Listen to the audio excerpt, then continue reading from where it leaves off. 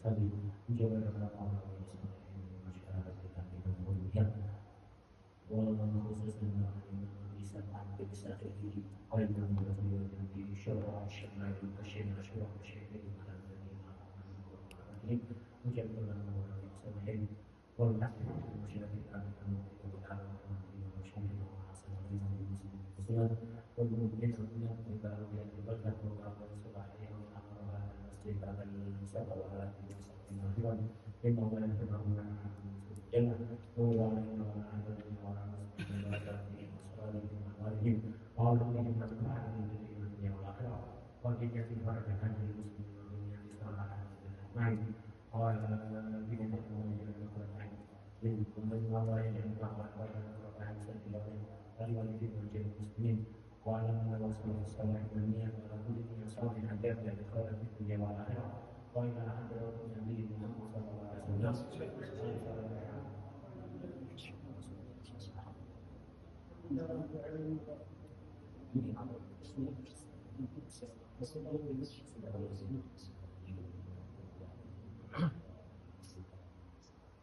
Bismillahirrahmanirrahim.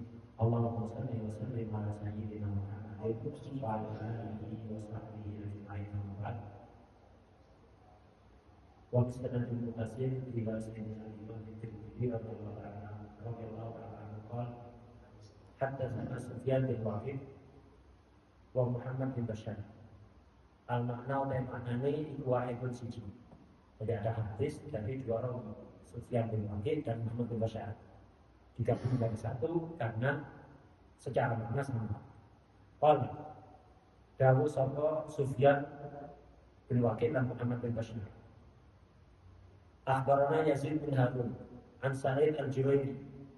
Qala dawu sapa Sa'id sami'tu krungu sapa ingsun Abu Tufail ing Sayyidina Abu Tufail radhiyallahu anhu yaqulu hadahu sapa Abu Tufail istri dawu itu ningali sapa ingsun an-nabiyya sallallahu alaihi wasallam wa ma baqiya lan ora keri ala wajib ardi ing atase dikure bumi sapa ahadun wong siji ae rakakan taulingan sapa ahad hu ing Nabi Muhammad sallallahu alaihi wasallam ghairi sadian insun kul ucap sapa insun sif nyifakono sapa sira hu ing Nabi Muhammad sallallahu alaihi wasallam lima insun qala dawu sapa Abu Tufail kan sapa Rasulullah sallallahu alaihi wasallam iku abiyallah wong kang putih makihan tur iku kang ganteng mufassadan tur iku kang sedengan. Ini salah satu sifat fisik, ini masih di bab yang pertama yaitu bab khalqi Rasulullah SAW. Jadi fisiknya Rasulullah SAW. Hadis ini diriwayatkan dari Sayyidina Abu Tufail. Abu Tufail ini nama aslinya Amir bin Wasilah. Ini sahabat yang terakhir meninggal. Jadi beliau meninggalnya itu pada tahun berapa? 110 Hijriah. Jadi 100 tahun setelah meninggalnya Rasulullah SAW. Jadi Rasulullah kan wafat di awal tahun 11 Hijriah. Nabi kan tinggal di Madinah itu sekitar 10 tahun. Sekitar 10 tahun. Meninggalnya di bulan Rabiul Awal juga sama sebelum lahirnya. Di bulan Rabiul Awal tahun 11. Rabiul Awal kan masih awal-awal tahun ya. Muharram, Safar, Rabiul. Daya iPhone sudah sampai 80%. Awal tahun 11 Hijriah itu meninggalnya Rasulullah SAW. Abu Tufail itu sahabat, pernah lihat Rasulullah SAW, tapi waktu itu masih kecil. Sahabat. Nah, meninggalnya tahun 110. Jadi 100 tahun setelah meninggalnya Rasulullah SAW. Jadi ini sahabat yang paling terakhir meninggal. Makanya beliau mengatakan di sini, Ra'aitu Nabiya sallallahu alaihi wasallam wa man baqiya ala wajhil ardi ahadun ra'al ghaibi. Saya dulu pernah melihat Nabi dan sekarang sudah tidak ada lagi yang pernah melihat Nabi di atas muka bumi ini kecuali saya. Nabi Isa kan di langit, bukan di bumi, kan diangkat ke langit. Al-Khadir tidak memasukkan Al-Khadir. Al-Khadir kan juga kan apa? Bertemu Rasulullah SAW. Tapi alhamdulillah kan jarang orang yang mengetahui. Jadi untuk sahabat yang ada saat itu, tidak ada juga yang masih hidup di atas muka bumi kecuali Sayyidina Abu Tufail, Amir bin Wasilah. Akhirnya, kenapa beliau mengatakan begitu? Ya ini ingin menyemangati pada Genzi yang ada di saat itu ya, Genzi yang ada di saat itu. Biar manfaatkan saya. Saya ini pernah melihat langsung Rasulullah SAW. Tanyakan kepada saya tentang Rasulullah. Mari itu tidak Allah sehingga langsung. Kita langsung sebagai sahabat pembantu itu bahwa wanita saat itu yang ketemu Rasulullah yang perbuatan nama-nama itu. Dan bahas yang itu ya. Yang ketemu Rasulullah ketika Rasulullah masih hidup kumpul. Karena itu manfaatkan. Gitu. Ini dia menceritakan seperti itu bukan untuk bangga-banggaan, tapi untuk menceritakan nikmat yang dia dapatkan dan agar diambil manfaat. Nah kadang orang alim itu ketika ngomong, misalnya saya punya keunggulan dalam ilmu seperti ini misalnya, itulah tujuan bangga-bangga ya dilarang, tak boleh bangga-bangga walaupun dengan ilmu. Tapi tujuan ingin menyampaikan karena orang-orang Gen Z itu tidak ada yang tahu ya, biar tahu, biar ngambil ilmunya. Itu sampai kalau ada Allah fulan ini misalnya, nanti kamu belajar ke siapa? Tidak ada masalah gitu ya. Untuk mempromosikan, mendakwahkan ilmunya Rasulullah SAW. Ayo manfaatkan, tidak Allah mana sahabat jadi. Akhirnya ditanya oleh siapa tadi? Sa'id Al-Juraybi. Kultu ini siapa? Sa'id Al-Juraybi yang meriwayatkan dari Abu Tufail. Sifuli, kalau memang demikian tolong terangkan kepada saya sebagian tentang syama'ilnya Rasulullah SAW. Dengan kan melihat langsung, terangkan kepada saya syama'ilnya. Jadi menceritakan syama'il sejarahnya itu dilakukan oleh para sahabat. Sayyidina Hasan juga nanya, iya kan? Sayyidina Ali menceritakan begitu. Jadi menceritakan tentang sejarah Nabi itu sudah dilakukan oleh masa sahabat sejak zaman Rasulullah SAW. Maulid itu isinya. Maulid itu isinya menceritakan sejarah Rasulullah SAW. Mulai lahir, bahkan mulai belum lahir. Persiapan sebelum lahir, ketika lahir, setelah lahir, kemudian fisiknya, akhlaknya, dan seterusnya. Itu intinya cerita tentang Rasulullah SAW. Itu. Cuman masalahnya kadang kita yang baca juga baca kayak bedanya, kayak mereka nggak berusaha memahami maknanya. Mestinya berusaha dipahami maknanya. Kalau dipahami maknanya, ikut maulid itu menikmati. Jadi ketika dibaca maulid itu menikmati. Malah kadang kalau tidak terasa nangis, mengenangkan air mata, ingat pada Rasulullah SAW. Dan lisannya akan otomatis bersolawat sallallahu alaihi. Kadang-kadang maulid itu mode silent. Ya punya macam doa yang lain diem, udah ada sallallahu alaihi. Udah paham ya Pak, untuk tidak paham ya. Itu mestinya ada upaya untuk memahami. Masyarakat awam mungkin bisa dituntut bila santri kemudian sama saja ya. Ini. Jadi maulid dibacakan qasidah pujian pada Rasulullah SAW tentang akhlak Rasulullah SAW, itu tujuannya efek ketika itu disampaikan dengan qasidah itu beda.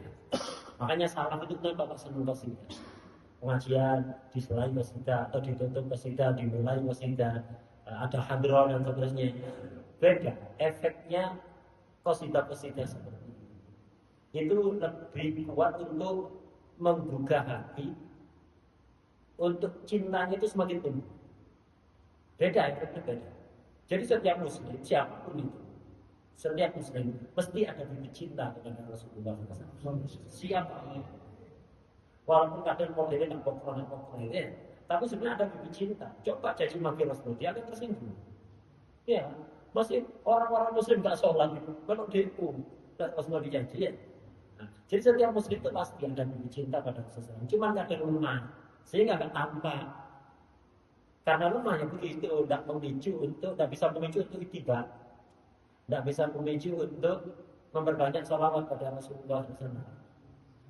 Tidak bisa memicu untuk mencintai keluarganya. Cinta pada Rasulullah tidak senang pada keluarganya. Ya, karena cintai sangat lemah.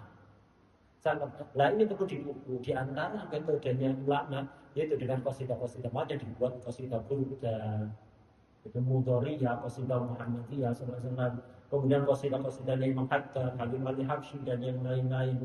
Itu tujuannya untuk membangkitkan itu. Orang kalau paham maknanya, mendengarkan bacaan kalam nasihat dengan qasidah pasti bisa membedakan. Beda, qasidah itu lebih masuk ke dalam hati, bisa lain menyirami bibit cinta itu biar tambah tumbuh. Makanya dengan perhatikan para habaib atau ulama-ulama yang orang-orang saleh itu kalau mendengarkan qasidah atau mulai ularnya menangis. Kenapa? Mereka meresapi maknanya, langsung mengingatkan kepada Rasulullah. Lalu ketika dibaca maulid itu tidak nangis. Ketika dibaca misalnya makan Rasulullah SAW ini tidak nangis, tapi begitu makom kan qasidah kan ya? Atau qasidah setelah Mahadiyah misalnya kan ada qasidah kan ya? Nah, itu kok orang nangis. Nah itu efeknya qasidah. Syukur Pak. Makanya paham bahasa Arab itu penting sekali. Yang penting. Kenapa bisa memicu? Jadi penting untuk dipahami. Nah nggak paham ya begitu, tapi kalau tetap ada baiknya ya hadir maju selalu ada baiknya kita walaupun cuman mulai awal sampai akhir cuman yang akan nama ini.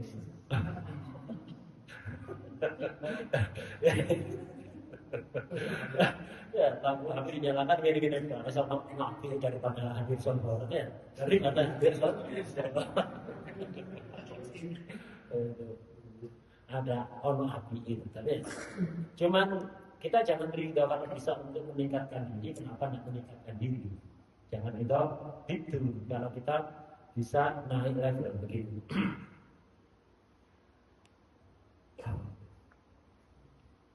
Di sini beliau kesannya menjelaskan siful terangkan pada saya gimana Rasulullah SAW. Dia menjelaskan dan Sayyidina Abu Tufail itu karena yadong manihan mufassadan, bahasa yang sangat singkat. Tapi ini intinya kemarin sudah diterangkan oleh Sayyidina Ibn Abi Hala, oleh Sayyidina Ali bin Abi Thalib dan yang lain-lain. Beliau itu abyad, putih. Tapi kita sudah tahu kan, tidak putih platinum, tapi putih berwarna. Jadi ada nuansa merahannya, bukan merah, tapi putih berwarna dan bersinar, bercahaya. Glowing gitu nanti istilah sekarang itu glowing. Malihan ganteng, hasanan malihan itu hasanan bagus indah secara total, matanya sangat indah, hidungnya sangat indah, lisannya sangat indah, dahinya sangat indah, rambutnya sangat indah, semuanya. Jadi bukan hanya ganteng wajahnya, tak semuanya mulai atas sampai bawah semuanya malihan indah. Itu Rasulullah SAW. Muqassatan ini tidak kurang tidak lebih pas ya, jadi betul-betul pas sedang. Itu khairul umur awsatuha. Jadi tidak pendek tapi juga tidak ketinggian, tidak gemuk tapi juga tidak kurus. Dan demikian seterusnya dalam segalanya itu Rasulullah muqassatan sedang. Hanya sedang itu ideal, betul-betul fisik paling ideal untuk ukuran manusia itu fisiknya Rasulullah SAW. Kemudian wa anhu bihi haddatsana Abdullah bin Abdurrahman qala akhbarana Ibrahim bin al-Mundir al-Hizami qala akhbarani Abdul Aziz bin Sa'id az-Zuri. Di sini semua usbahnya bin Sa'id. Tapi sebenarnya yang benar jangan dulu biarkan apa adanya. Yang benar sebenarnya bukan bin Sa'id tapi bin Abi Sa'id. Bukan bin Sa'id tapi bin Abi Sa'id. Tapi kitabnya musuhnya semua begitu, jangan dilupa. Ya sejarah bin Abi Sa'id. As-Sawab bin Abi Sa'id Az-Zuhri. Qala haddatsani Ismail bin Ibrahim ibnu Akhi Musa, rupane ini ibnu ini bukan sifat Ibrahim tapi dibadal dari Ismail. Rupane putrane dulurane Musa, keponakane Musa bin Uqbah. An Musa bin Uqbah an Buraid an Ibnu Abbas radhiyallahu anhu. Qala sahabat Ibnu Abbas karena sapa Rasulullah sallallahu alaihi wasallam iku aflajas nyata ini wong kang gendang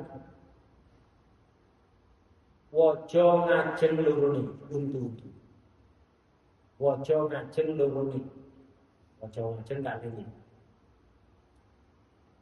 untu ngarep lorone ida kakallam enggal nalikane dawuh sapa Rasulullah sallallahu alaihi wasallam ruya mongko den ningali apa kan nuri perkara kang mandani cahaya. Bisa dijadikan ada surah yang mengartikan kafnya kaf ziyadah. Apa kan nuri cahaya. Jadi kafnya ziyadah. Ditakdir. Ada yang mengatakan tak? Bermakna mislu. Aisyai'un mislul nuri. Jadi mana kalau mana ini ru'ya muqaddam tingali apa kan nuri perkara kan madani cahaya. Bisa begitu. Atau kan nuri cahaya. Jadi bisa dijadikan surah itu berbeda. Ada yang menjadikan kafnya itu ziyadah. Ada yang menjadikan kafnya itu bermakna mislu. Yahru juga metu apa nur mimbai di sana yahu saking antarane piro-piro waja ngajenge Rasulullah sallallahu alaihi wasallam. Hubungan waja ngajenge Rasulullah sallallahu alaihi wasallam. Ini disebut dengan Sayyidina Abbas. Sayyidina Abbas ini sepupunya Rasulullah SAW sama seperti Sayyidina Ali. Sayyidina Ali bin Abi Thalib, Sayyidina Abdullah bin Abbas, sama-sama Sayyidina Abu Thalib, pamannya Rasulullah SAW, Sayyidina Ibn Abbas juga pamannya Rasulullah SAW. Ini sepupu-sepupunya Rasulullah, Sayyidina Ali sepupunya Rasulullah SAW, Sayyidina Ibn Abbas, Abdullah namanya Abdullah bin Abbas. Ini sepupunya Rasulullah SAW. Sayyidina Ibn Abbas ini ketika Rasulullah meninggal usianya masih sangat muda, masih kecil, sangat muda. Dan sepeninggal Rasulullah SAW, Sayyidina Abdullah bin Abbas ini karena masih muda sehingga bukan orang terpandang. Akhirnya beliau serius di dalam mempelajari ilmu kepada para sahabat. Jadi memanfaatkan ini ilmu Rasulullah sudah meninggal. Sekarang pembesar-pembesar sahabat masih ada. Ini harus dimanfaatkan. Janganlah wis meninggal bikin status nangis-nangis. Bumi nangis langit nangis. Semoga dia tidak tahu manji. Itu penggawean ini. Sayyidina Abbas ini betul-betul mengambil manfaat. Jadi Rasulullah SAW meninggal, dia masih usia sangat muda sekali, masih kecil. Maka sebenarnya Rasulullah ini banyak pembesar sahabat. Ada Sayyidina Ali bin Abi Thalib, ada Sayyidina Abu Bakar, ada Sayyidina Umar, Sayyidina Utsman, Sayyidina Ibnu Mas'ud dan yang lain-lain. Pembesar sahabat banyak. Ini enak ini diganti ilmunya. Akhirnya dia serius memperoleh emak, mumpung pembesar sahabat masih ada, mereka yang mewarisi ilmu Rasulullah SAW harus diambil gitu. Serius dia. Dia punya teman yang seumuran. Kata temannya ini, temannya diajak, ayo ngaji. Emak di sahabat, pembesar sahabat masih ada. Ini yang punya warisan ilmu Rasulullah. Nanti kalau meninggal kita belajar pada siapa? Harus kita belajar dulu. Sayyidina Abbas perlu semangat. Temannya ini tidak hati semangatnya. Oh, ngaji serius. Ini sahabat-sahabat ulama besar. Kita ngaji serius paling ya tidak bisa viral seperti mereka ya. Sehingga kan begitu. Lo ngapain serius? Ulama isakai. Kita belajar ya tidak bakalan apa? Bakalan apa lah? Serius. Santai-santai ulama isakai ya. Kita tidak usah terus melok-melok dari ulama yang itu karya misalnya. Akhirnya setelah aku tak ngaji. Akhirnya aku serius. Di antara yang jelas ini adalah saya bilang ini dengan Allah, sepupunya sendiri, sepupunya sendiri. Nah, begitu sahabat itu menghargai itu karena kesolehan, karena ibadah, karena ilmunya, karena amalnya. Walaupun sepupu yang tadi ini, saya tidak enggak saleh. Kadang-kadang udah, itu Islam dan mengajarkan kita begitu. Oh mana ada sepupu bisa di umur itu kadang-kadang rada lama misalnya mulai merasa nasabnya pernah cacat nang sepupune dhewe rada lama ya rada lama enggak gitu kan oh, itu adikku itu pernah dia tuh pernah tua gitu pernah tua terus apa istimewa ya inna akramakum indallahi atqakum. Mestinya kita siapapun masih adik, masih ponakan, masih putu, pernah putu ini, ya anak ponakan itu ya, pernah putu. Lalu ya, kita tak kita ambil ilmunya, kita ambil haji itu yang diajarkan oleh Rasulullah SAW. Nah yang muda kepada yang tua menghormati karena sepuhnya. Nah yang tua kepada yang muda yang punya keistimewaan yang lain menghormati karena keistimewaannya masing-masing saling menghormati. Duduk oleh TikTok tapi tidak di sini tidak boleh juga kita itu diperintahkan untuk menghormati yang lebih sepuh siapapun yang lebih sepuh kita hormati karena sepuhnya bagaimanapun dia Islamnya lebih lama iman itu pahalanya gede ya berarti dia imannya lebih lama kita hormati karena sepuhnya yang nanti kita hormati karena ilmunya walaupun lebih muda walaupun pernah nom istilahnya ya begitu. Masing-masing saling menghormati kelebihan yang dimiliki yang lain, bukan menonjolkan keunggulannya sendiri. Seperti begitu. Sayyidina Ibnu Abbas ini akhirnya serius sampai akhirnya terkenal dengan sebutan Turjumanul Quran. Sahabat yang sangat pakar di dalam tafsir. Sayyidina Umar itu dulu kan beliau masya Allah salah satu pembesar sahabat dan pembesar ulamanya sahabat. Beliau itu kan senang musyawarah. Jadi kalau ada apa-apa itu musyawarah. Ketika beliau jadi khalifah, musyawarah dengan sahabat-sahabat sendiri. Itu kadang sering kali Sayyidina Umar itu ngajak Ibnu Abbas. Yang umurannya muda ya. Umurnya sangat muda. Junior lah kan. Sayyidina Umar ngajak sahabat-sahabat sendiri untuk rapat. Biasanya kalau mau bikin kebijakan, itu rapat dulu dengan pembesar sahabat yang sepuh-sepuh, yang tokoh-tokohnya. Itu diajak, Ibnu Abbas diajak juga. Sebagian sahabat itu, Umar, saya dengar kenapa ini diajak? Ini semua anak kita, kenapa diajak? Saya ada tujuan macam itu. Apa? Sudah, biarkan saja dia. Saya nanti jenengan semua akan mendengar. Kenapa saya ngajak dia? Hanya ketika rapat itu, Sayyidina Umar menyampaikan satu ayat, nanya kepada sahabat, apa maksudnya? Kepada senior tadi, apa maksudnya ini? Semua jelaskan gini. Artinya bukan makna yang sebenarnya. Hanya tanyakan pada Ibnu gimana menurut kamu? Oh begini. Lainnya. Akhirnya sahabat aku bisa ngomong tapi kan. Nah karena itu saya ngajak dia walaupun masih muda. Itu saya mau. Saya Ibnu Abbas ini dikenal kepakarannya dalam tafsir. Beliau ditanya dari mana Anda bisa memiliki kepakaran yang begitu luas di dalam tafsir Al-Quran. Dia mengatakan itu hanya satu tetes dari lautan ilmunya Andi bin Abdullah. Sepupu koyok laut kemudian. Cuma tidak terkenal. Tidak terkenal kepakarannya Sayyidina terkenal kepakarannya di dalam tafsir. Sayyidina Mu'ad terkenal kepakarannya di dalam Al-Haram yaitu urusan fikih. Sayyidina Zaid kepakarannya dalam ilmu faraid dan yang lainnya. Sayyidina Ali enggak terkenal pakar ilmu lain. Ya karena semuanya pakar, makanya enggak terkenal pakar apa ya. Karena semuanya beliau itu pakar. Ana madinatul ilmi wa aliyun.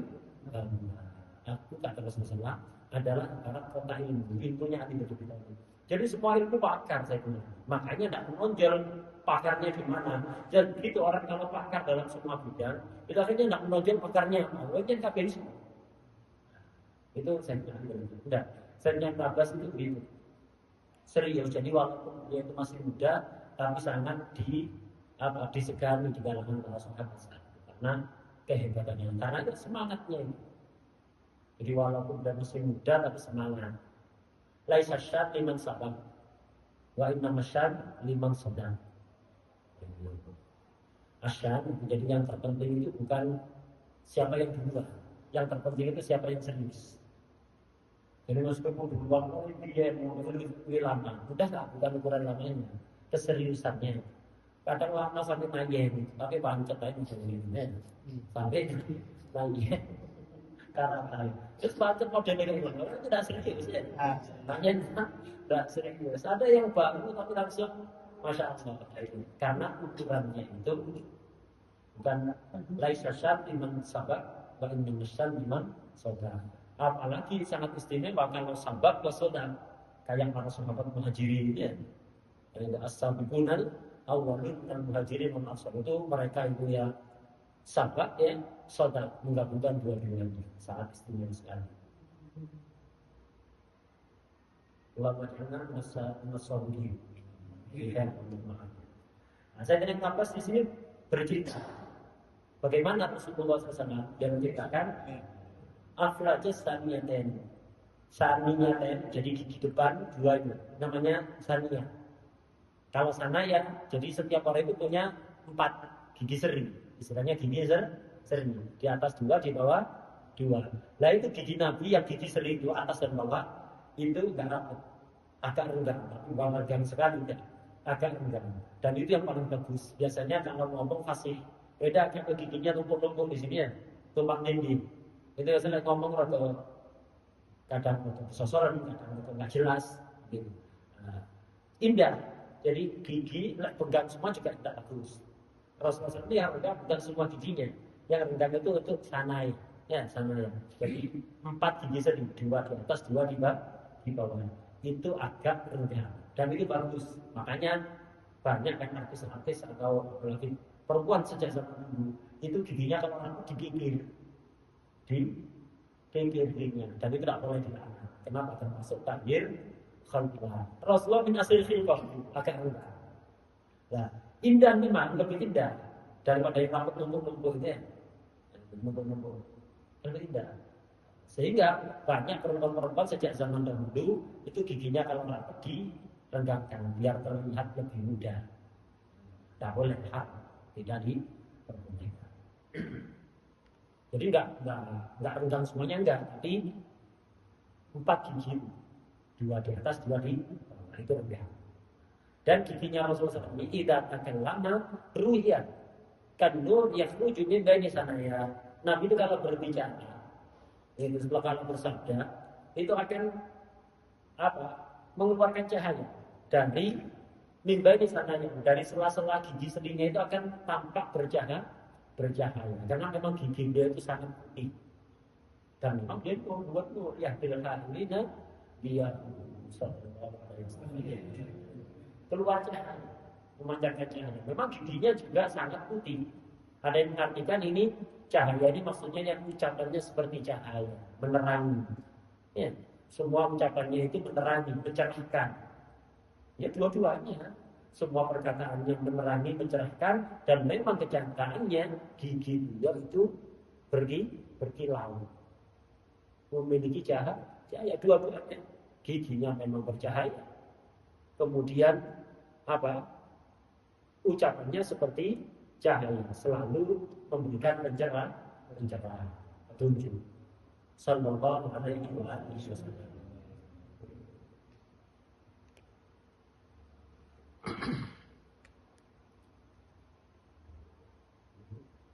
Qala Allah bab maja utawi iki bab perkara ja akan kepoma fi khatamin nubuwati ing dalem cape kenabian, cap kenabian. Saya simpulkan riwayatnya Nabi itu, bahkan semua Nabi itu pasti memiliki khatamun nubuwah, kayak stempel kenabian yang menjadi tanda kenabiannya. Satu untuk menjadi tanda kenabian, semua Nabi ada. Cuma semua Nabi tandanya itu ada di tangan kanan, di punggung tangan kanan. Itu sebagai bukti kenabian. cap langsung dari Allah. Semua nabi ada di tangan kanan, di punggung tapak tangan kanan ini. Dan itu juga memiliki fungsi melindungi dari hewan-hewan buas. Jadi para nabi tidak akan dimangsa oleh hewan buas. Tidak akan dimangsa oleh hewan buas, digigit ular dan seterusnya tidak. Karena itu pelindung dari khotamul nubuwahnya. Jadi hewan pun segar, hewan buas pun segar. Semuanya ada di sini, kecuali Rasulullah SAW. Cap kenabiannya bukan di sini, tapi di antara bahu kanan dan bahu kiri dan agak ke kiri, nggak di tengah persis, agak ke kiri, lurus dengan posisi jantungnya. Jantung kan di mana? Jantung di mana jantung? Kolbu. Di tengah agak kiri, tengah agak kiri. Begitu. Makanya kalau fuqaha di sunnahnya sholat, kalau pas takbir itu kan posisi tapak tangan di bawah dada, di atas pusar dan berada di posisi tengah persis. Itu kalau umumnya fuqaha gitu. Jadi begini, ada di tengah ya, ada di tengah. Jadi tapak tangan itu ditaruh di bawahnya dada, di atasnya pusar, ada di tengah. Itu seperti di kitab fikih. Imam Ghazali akan begini. Kenapa? Meluruskan dengan posisi kolbu, jantung, biar lebih khusyuk, ya. Biar lebih khusyuk. Akan begini. Sekali lagi posisi jantung di mana? Bukan di kiri, tengah, agak kiri. Karena itu yang benar berdasarkan lagi dari yang dan yang lain-lain. Kalau pakai Imam Ghazali, itu tandanya kalau fuqaha begini. Kalau Imam Ghazali begini. Kelihatan apa enggak? Enggak kelihatan ya. Tapi saya yang melakukan, merasakan. Sampai yang melakukan, merasakan bahwa ini agak ke kiri. Orang yang melihat, enggak sadar. Jadi kalau fuqaha begini. Kalau Imam Ghazali begini agak begini. Bukan ini. Bukan ini. Itu berarti dari baca kitab. Dari baca kitab. Sama kalau baca alam nasrah kan sunat kita megangi dada kita lurus dengan kolbu. Nah, tujuannya biar disyarhu alam nasrah laka sadra begini. Ini posisi jantung di sini. Di sini. Bukan ini kayak lain. Di sini. Nah, jadi seperti itu yang benar ya. Jadi kalau di kitab fikih itu di tengah, di bawah dada, di atas pusar, di tengah. Imam Ghazali agak ke kiri. Orang yang melihat tidak kalau tidak perhatikan betul, tidak sadar itu kalau agak ke kiri, memang tidak begitu kan. Tapi yang melakukan merasakan bahwa itu agak ke kiri, begitu. Ini yang berdasar dari talak laki, bukan ikut sintetik kayaknya. Kalau begini, itu sudah itu mengamalkan yang namanya imam. Jadi ada pilihan tanda kenabian Rasulullah SAW itu ada di tengah, agak ke kiri, agak ke kiri, ya, agak ke kiri. Jadi ada di antara dua bahu, agak ke kiri, ada di sini. Kesimpulannya saya sebutkan, soalnya riwayat khotamul nubuwah ini sangat banyak sekali dan beda-beda riwayatnya. Kesimpulannya, khotamul nubuwah ini sebagaimana yang dijelaskan oleh Sayyidi Hafizullah Ta'ala, beliau itu menjelaskan bahwa kesimpulan dari beberapa riwayat yang sangat banyak di hadis-hadis syama'il yang menceritakan tentang khotamul nubuwah, intinya khotamul nubuwah itu sesuatu yang mirip kayak benjolan, mirip benjolan. Nanti akan diterangkan, ada yang mengatakan seperti kancingnya itu berhubung penutup ranjang, dan ranjang-ranjang dulu kan ada tirainya biar nggak dimasukinya nyamuknya. Itu ada kancingnya, mirip kancing itu. Ada yang mengibaratkan seperti telurnya burung onta, ada yang mengungkapkan seperti telurnya burung dara, beda-beda. Riwayatnya beda-beda. Intinya khotamul nubuwahnya Rasulullah SAW itu adalah kayak daging yang benjolan begitu, tidak terlalu besar, ada di antara bahu kanan dan bahu kiri, agak ke kiri. Kalau saya Yusri menjelaskan agak mirip dengan puting payudara perempuan.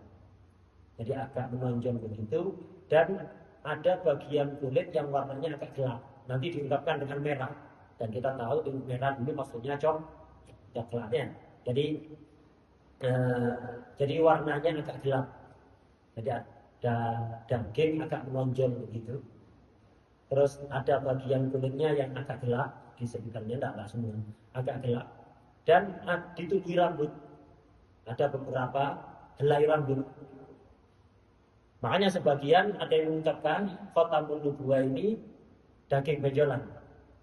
Sebagian lagi mengungkapkan enggak, itu rambut yang tumbuh ada di tengah-tengah antara bahu kanan dan bahu kiri. Enggak bertentangan.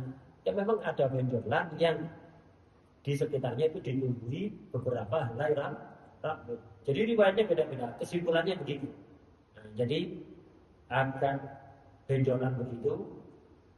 Ukurannya kadang agak besar, kadang agak kecil. Makanya sebagian mengungkapkan dengan seperti telur burung onta, agak besar. Ada yang mengungkapkan seperti telur burung dara. Ada yang mengatakan seperti kancingnya tirainya ranjang. Tirainya ranjang manusia. Tirainya ranjang. Ada karena kadang agak besar, kadang agak kecil. Itu intinya. Kenapa Rasulullah berada di sini? Kalau Nabi yang lain di sini, Nabi yang lain taruh sini, kenapa? Biar tampak. Kalau Nabi taruh sini, kenapa? Mujizat yang lain sangat banyak, sehingga nggak perlu ditampakkan. Meskipun taruh di belakang, mujizat yang lain itu sudah sangat banyak sekali. Sehingga orang-orang ahli kitab, baik Yahud, Nasara, yang membaca tentang sirahnya dan syama'il Rasulullah SAW yang ada di Taurat atau Injil, ketemu Rasulullah langsung yakin ini Rasulullah Nabi akhir zaman, persis seperti Taurat, walaupun belum melihat tanda kenabian yang di belakang. Melihat tanda kenabian semakin memperkuat keyakinannya begitu saja. Seandainya tidak melihat pun mereka akan langsung yakin, oh ini Nabi akhir zaman. Kenapa? Terlalu banyak tanda kenabiannya, itu terlalu banyak, mukjizatnya itu sangat jelas kan. Sallallahu alaihi wasallam. Jadi itu kesimpulannya. Sekarang akan ada yang beda-beda, sok bingung beda-beda itu tadi kesimpulannya. Sampai kena kesimpulannya ini enak sudah ya.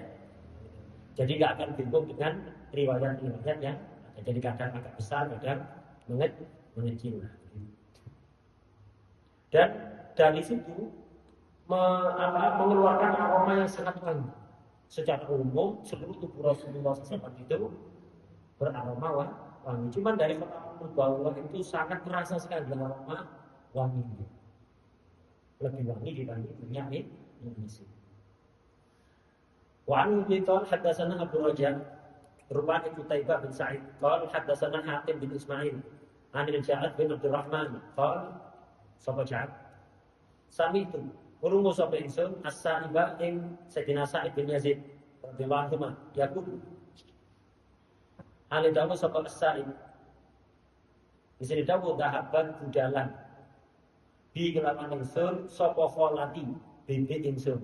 Dalam bahasa Arab itu ada kholah, ada ammah. Kalau kholah bibi dari ibu. Kalau ammah bibi dari bapak. Ada ada khol. Kalau paman dari ayah.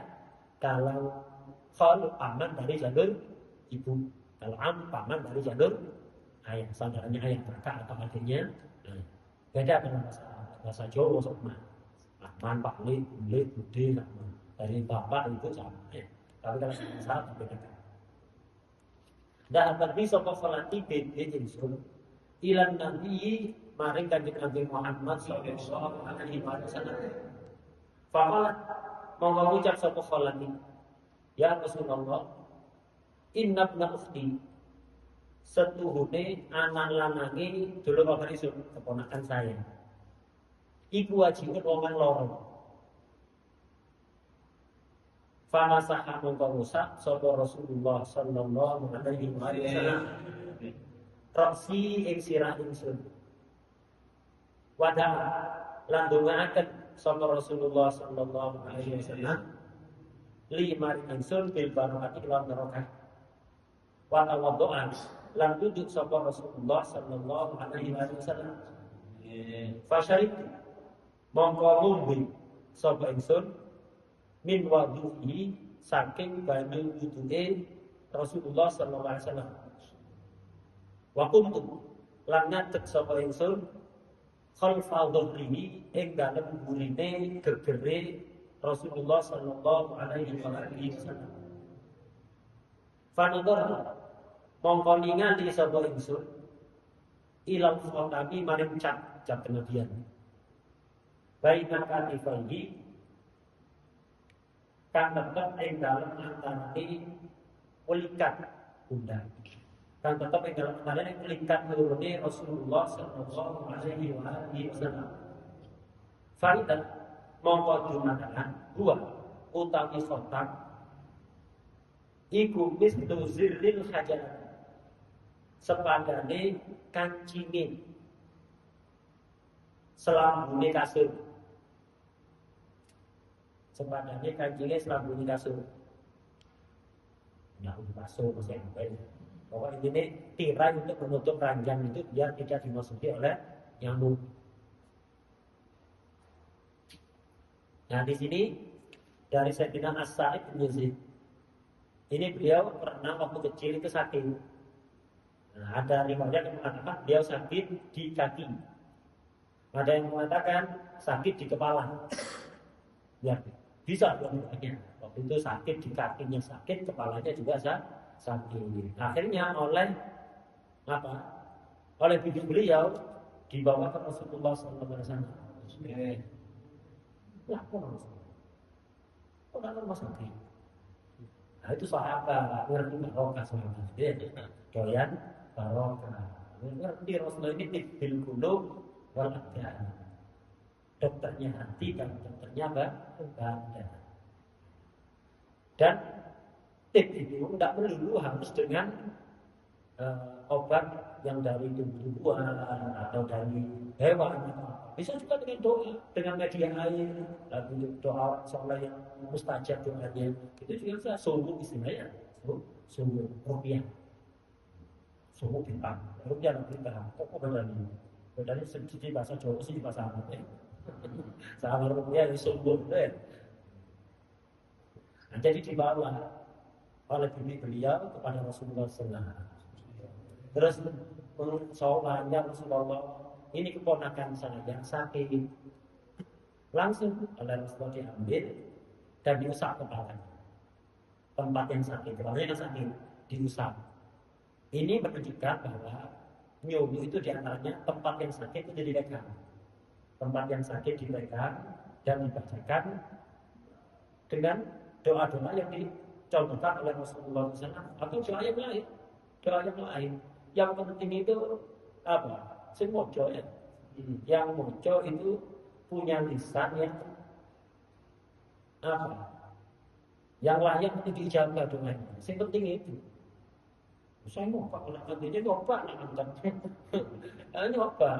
Lah sing mantap orang soleh selalu takwa kepada Allah. Masih kayak cuma coba yang mati. Cuma mati sebagian orang itu orang solehnya adalah bapak air keras. Dukungannya orang itu kan ya hanya karena orang saja. Tak mengusik, mengkawal. Cek kartu lah. Oh, takut saja. Sebagian mana? Ras. Sebagian itu dibuka dibacakan bacaan tertentu. Intinya siapa yang baca? Intinya siapa yang baca? Lisannya dan hatinya yang baca itu yang paling penting. Jadi akhirnya ada Rasul diusap, kepalanya itu diusap dan didoakan barokah. Kemudian Rasulullah wudhu. Nah, ini Sa'id ini masih kecil, ngerti barokah. Kenapa? Tarbiyahnya Rasulullah doyan barokah. Makanya sahabat doyan barokah. Ini doyan barokah. Ini kenapa? Ya karena melihat orang sepuhnya doyan barokah.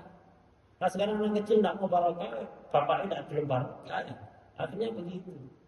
Anak kecil saya pas kecil, langsung melihat Rasulullah wudhu, langsung air bekas wudhunya Rasulullah diambil dan diminum.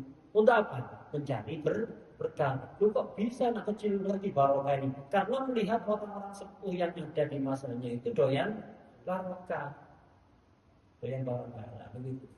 Makanya kalau ada anak kecil itu kok nggak punya ada atau nggak ngerti barokah, nggak takdim pada orang pada bagi sepuh, itu mereka itu sebenarnya korban. Korban dari apa? Apa yang mereka lihat di sekitarnya. Korban dari apa yang dilihat di sekitarnya. Jadi aku itu ini ya kita sambil introspeksi di warnanya ngomong introspeksi diri dia seperti itu kenapa melihat kita mungkin atau melihat siapa mungkin di lingkungannya. Nah, itu. Jadi introspeksi diri intinya sih banyak doa khususnya dengan cara sholawat pada Rasulullah. Begitu. Jadi doyan barokah diminum. Kemudian dia cerita, saya waktu itu berdiri di belakang punggung Rasulullah SAW dan dia cerita, saya melihat langsung cap kenabian yang ada di antara bahu Rasulullah SAW. Antara kedua bahu Rasulullah SAW. Beliau mensifati fa'idah wa mislu zirlil hajar. Kalau riwayat ini ada zir, sebagian ulama mengatakan riz. Riz itu telur ya, telur. Al-hajalah nama burung dari telurnya burung hajalah itu kalau riz. Dan ini lebih sesuai dengan yang lain. Memang diibaratkan seperti telur. Ada yang mengatakan seperti baidatul hamamah, telurnya burung darah. Ada yang mengatakan seperti telurnya an-nu'amah, burung onta. Ini kalau seandainya riz itu lebih pas dengan riwayat yang lain karena apa? Telur. Cuma ternyata riwayatnya tidak mendukung. Riwayatnya memang zir. Za dulu baru roh. Za baru roh, zir itu kancing. Telur itu riz. Roh dulu baru za, riz. Itu baru telur. Al-hajalah, burung hajalah. Zir kancing itu burung hajalah. Dan hajalahnya maknanya tadi itu. Tirainya ranjang untuk menjaga biar nyamuk tidak masuk. Jadi beliau mensifati fatakul wajah kenabian yang ada di antara dua bahu Rasulullah SAW itu seperti kancingnya apa? Tirainya ranjang. Nah di sini tadi Rasulullah itu, nah inilah dulu ya tempat yang sakit itu disentuh dan dibacakan ruqyah khususnya yang diajarkan oleh Rasulullah SAW. Banyak nanti ada di Syama'il ini contoh-contoh khususnya yang Syama'ilnya Nabhani. Itu saya Yusuf bin Ismail dan dua saya Yusuf itu lebih detail karena itu merangkum isinya Syama'il Imam Tirmidzi ini dan dikasih tambahan sangat banyak. Cuman kalau baca itu ya tambahnya hatam-hatamnya lama. Makanya karena ini kita masih pemula, kita baca yang Syama'il yang tidak terlalu punyanya saya Yusuf Ismail Nabhani itu agak panjang. Di situ lebih lengkap. Di antara doa-doa Rasulullah SAW. Kita akan paham ini, baca itu nanti terbantu. Jadi sambil berusaha menolak sendiri, penting memiliki kitab itu. Sangat bagus itu, sangat bagus sekali Syama'il yang disusun oleh Imam Nabhani itu. Karena memang beliau itu Masya Allah, beliau satu zaman dengan Habib Hasyim dan sangat kenal cintanya pada Rasulullah SAW. Dan kitab-kitabnya semuanya tentang Rasulullah SAW. Beliau punya Syama'il yang sangat indah, sangat lengkap. Namanya Wasailul Usul ila Syama'il Rasul sallallahu alaihi wasallam di rumahnya. Punya kitab itu dengarkan streaming dari YouTube beliau. Yang memungkinkan hadir sesekali. Streaming top ya. Kalau streaming ya tetap nyambung sana. Tapi lebih afdal kalau kita hadir langsung.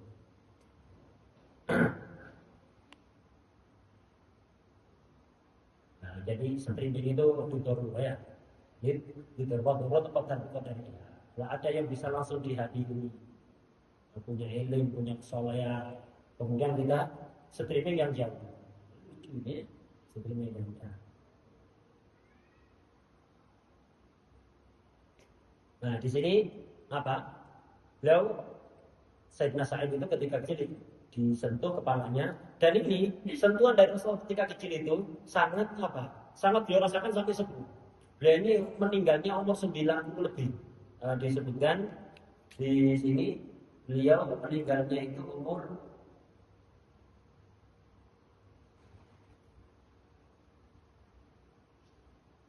Arba'an Matis ke sana, 94 tahun.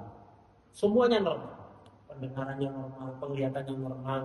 Rambut yang persis dipegang Rasulullah itu tidak ubanan. Padahal ini ubanan. Jadi pas posisi yang dulu disentuh ketika kecil oleh Rasulullah, ketika sepuh, umur 94 wafatnya, itu tidak ubanan. Barokah disentuh Rasulullah SAW. Dan pendengarannya normal, penglihatannya normal, nggak ragu, nggak ada. Barokah disentuh Rasulullah. Baru sumber barokah Rasulullah. Kemudian apalagi disentuh oleh Rasulullah, kemudian didoakan barokah. Barokah itu apa sih? Barokah itu subutul khair al-ilahi fi syai'. Jadi tetapnya kebaikan dari Allah pada sesuatu. Barokah itu sesuatu yang kasat mata, tapi bisa dirasakan. Nggak bisa dilihat, tapi bisa dirasakan. Kalau nempel pada perkara kecil jadi besar. Kalau nempel pada perkara hina jadi mulia. Itu barokah. Dan kita dalam hidup ini fokus yang kita cari barokah. Bukan jumlah, bukan kuantitas, tapi yang penting barokah. Hanya Romo Yai Muhammad Subhatan itu selalu menekankan. Setiap masa santri itu yang penting ilmu barokah, titik barokah, lu yang daripada akhir barokah. Untung kalau banyak dan barokah. Itu selalu beliau yang Mas Badar itu saya ingat betul. Mulai saya masih kecil sampai beliau kemudian wafat itu selalu yang nasihat santri itu untuk fokus pada manfaat dan yang penting barokah. Walaupun sedikit barokah lebih baik daripada banyak. Nah, dan Nabi Abdullah Buat sudah menekankan ilmu tidak barokah lebih baik gak punya ilmu. Kenapa? Ilmu gak barokah itu justru menjerumuskan ke neraka. Nah, orang gak punya ilmu mungkin ma'dzur bijahli. Karena difikirkan banyak keringanan orang-orang yang jahil-jahil kan batal kita kena amikan anuman. Gak jahil gak batal. Justru kadang banyak maafunya. Tapi ilmu gak manfaat. Nah ini yang bahaya, justru ilmunya menjerumuskan ke dalam neraka. Agama itu selalu itu. Harta yang penting barokah, tak barokah lebih baik kan.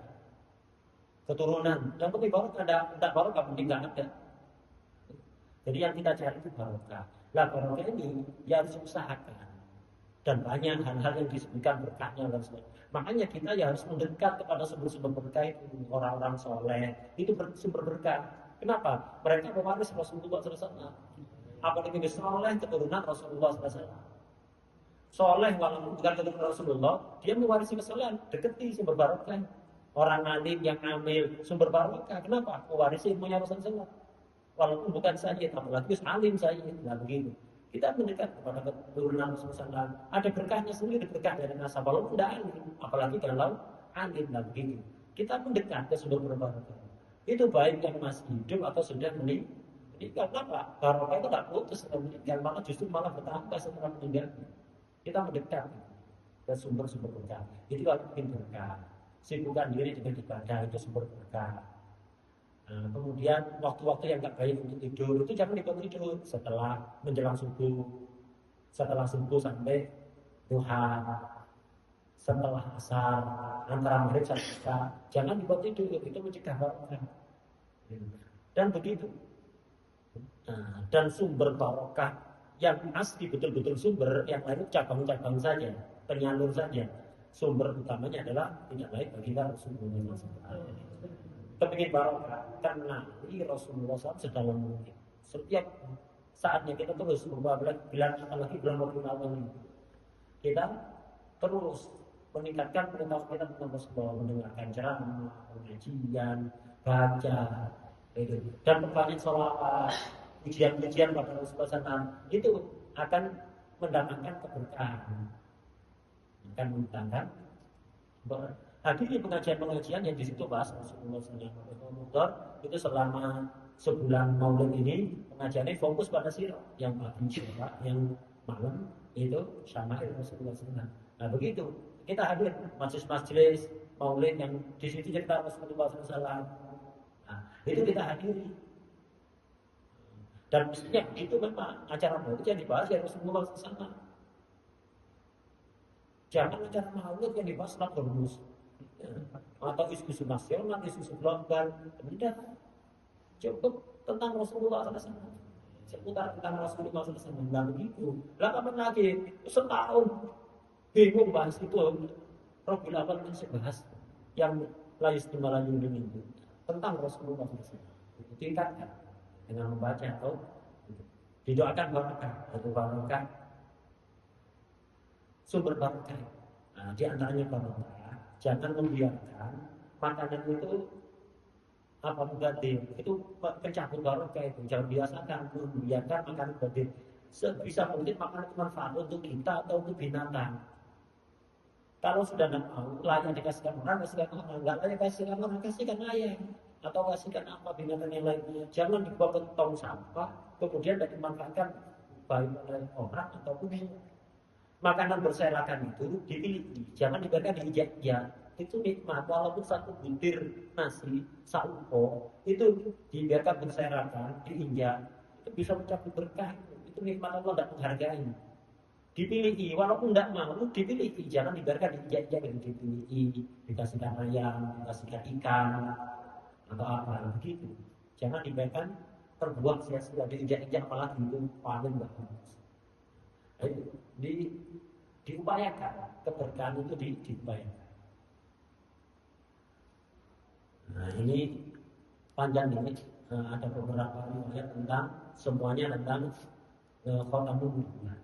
Tapi anak melihat kesimpulannya tadi yang dilakukan itu kesimpulan seperti yang dijelaskan oleh Sayyid Yusri. Tentang nanti di riwayat yang lain kita pahami seperti kesimpulan tadi. Allah.